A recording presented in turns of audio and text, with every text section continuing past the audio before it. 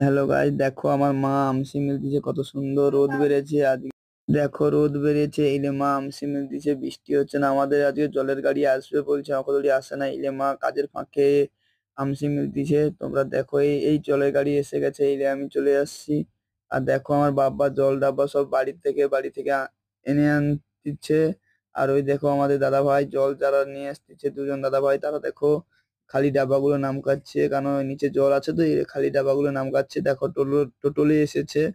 ওই দেখো ওইখানে খালি ডাব্বাগুলো ওইখানে রেখেছে। আর দেখো আমাদের দাদা ভাই, একজন ছোট দাদা ভাই খালি জলের ডাব্বাগুলো নাম কাটছে। আর আমি দেখো তোমাদেরকে পুরো টোটোটা ঘুরে দেখাচ্ছি। টোটোটা পুরাতন হয়ে গেছে, জল বয়ে বয়ে পুরো জং ধরে গেছে পুরো একবারে বর্ষাকালে।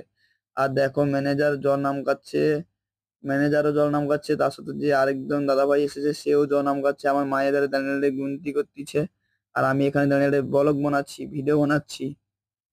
দেখো জল ডাব্বাটা রাখছে, আর ওই ধারে ম্যানেজার জল ডাব্বা ঘুরে ঘুরে ওইদিকে সরিয়ে নিয়ে যাচ্ছে, আর এদিকে আমার মা বলতেছে কত পিস ডাব্বা হলো, কত পিস কি ব্যাপার, এইসব কথা বলতেছে ম্যানেজারের সাথে।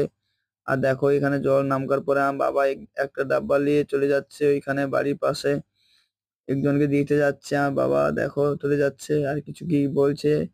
আর ওইখানে দেখো খালি ডাব্বাগুলো দুজন করে উঠকে নিচ্ছে, কেন তাদের তো জল যত বিষ আসবে তত বিষ খালি ডাব্বা দিতে হবে, না হলে তো হবে না আমাদের। দেখো সব জল ডাব্বা সবকিছু দেওয়ার পর সব বান্দাবান্দি ফিটিং করে নিয়ে যাচ্ছে। দেখো দাদা ভাইরা বান্দাবান্দি করছে টোটোতে, কারণ ডাব্বা পড়ে গেলে অসুবিধা হতে পারে, এলে বান্দাবান্দি করতেছে। দেখো আমার মা পয়সা আনতে গিয়েছে, দেখো পয়সা দিতে হবে তো, বিল মেটাতে হবে। দেখো বিল মেটাতে হবে, এলে আমার মা চলে গেছে। দেখো পয়সা আনার পরে আমি পয়সা দিলাম, দেওয়ার পর টুকটাক পয়সা একটা ব্যাক পাবো, এইলে পয়সা গুনতিছে খুচরা পয়সা, দাদা দেখতেছে ভিডিও বানাচ্ছে। আমার মা গালে হাত দিয়ে